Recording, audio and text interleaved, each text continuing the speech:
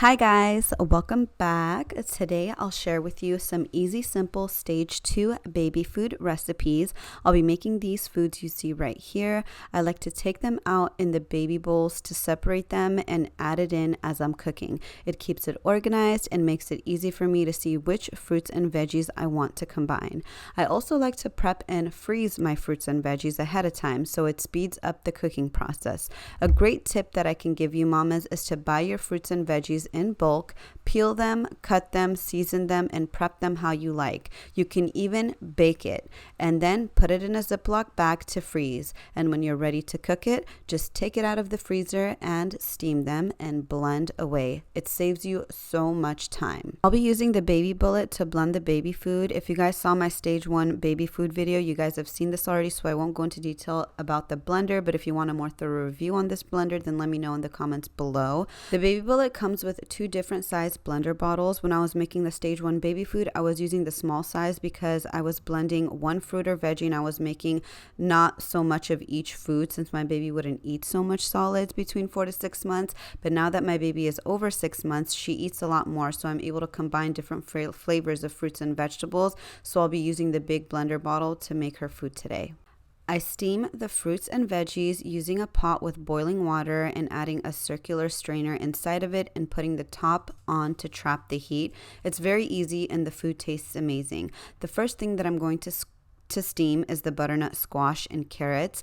I like to start with the vegetables that won't make my strainer dirty right away.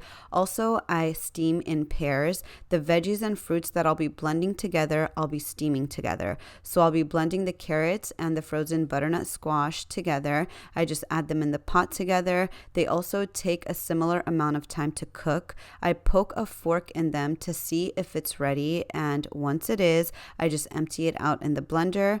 Then I add in half of the frozen mangoes that I want to combine in this mixture.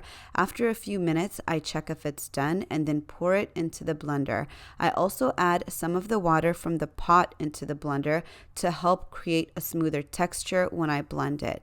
Even though right now I know a lot of pediatricians recommend that your baby starts to eat like textured foods, my baby still prefers a smooth texture. She doesn't like chunkiness in her food. She spits it out. Every baby prefers a different texture, so blend according to what your baby likes. Another thing that I want to add is usually when you steam the fruits or vegetables, it loses flavor, and what happens to the flavor is it seeps down into the water. So if you want to add the flavor back into the foods that you're blending, you can add a little bit of that water from the pot into that blender, and then your food will come out a lot more flavorful. So once everything is blended smooth, I pour it out into the container. I wash the baby bullet in between uses, which is super easy when I use the sprayer option on my faucet. The pressure helps get rid of any food particles, so it's super easy and quick. For the next recipe, I'm going to be using half a banana,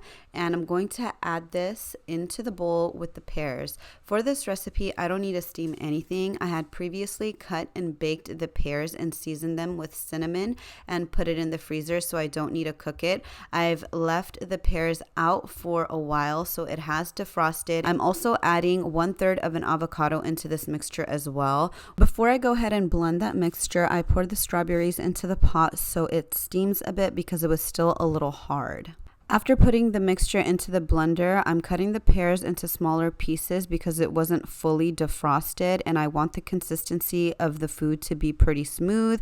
And I also added a little bit of her milk so it becomes a puree consistency. One thing that I want to point out is when you make baby food for your little one that consists of banana or avocado or any type of fruit or veggie that goes bad fast, if you leave it out in the fridge, then it's best to have your baby finish it within 2 days. If you leave it out longer in the fridge than that, then the color might change and also the taste will change as well. My advice is if you're making a huge batch of stuff that contain banana or avocados, keep 2 days worth of it in the fridge and freeze the rest in an ice cube tray. Pears and apples also brown really fast, but a little tip to keep them fresh and prevent them from going bad is to bake them and season them with cinnamon and then freeze it. And then when you're ready to use the pears or the apples, you can take it out of the freezer, defrost it, and then blend it with the other foods that you're trying to mix it with. That helped me a lot. And I know that was probably a lot of information, but that has helped speed up my cooking process for my baby so much. I basically dedicate a day to prep her fruits and her veggies. I do all the baking, the cutting, the peeling, and separate them into bags. So when I cook for her, all I do is either let it defrost or steam and then blend away. And if you feel like making your baby food takes too much of your time, then try this and let me know if it helps. So the last thing that I'm making here is the strawberry, mango, and banana puree. This is my daughter's favorite. The things that I'm steaming is the strawberry and the mango. I was only supposed to steam the strawberry because it was going to take a longer time to defrost. I thought the mangoes would defrost by now, but it didn't. So I ended up putting it in the little steamer, let it steam for a little bit until it was soft. And now I'm adding a little bit of the water into the mixture because I want it to be a smooth texture. And also the strawberries have a tangy taste. So I add some of the water from the pot to help dilute that taste for a smoother and sweeter taste. Keep in mind the water also has some of the flavor from the carrots and the butternut squash as well.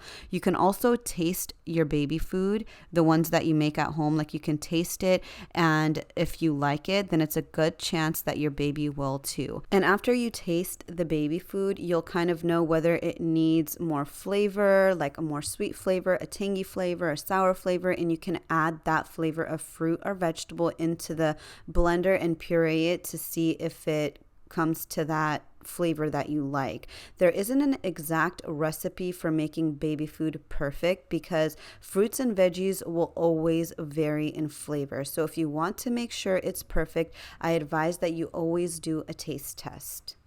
After blending, I pour it out into the containers. One of those storage containers is equal to 3 of the Babybullet containers. I feed my daughter 2 Babybullet strawberry mixtures for breakfast. I usually mix it with either rice cereal or oatmeal cereal. So this thing will last her 2 days, which is perfect because it contains bananas. The more ripe the banana is when you feed your baby, the faster you have to finish it.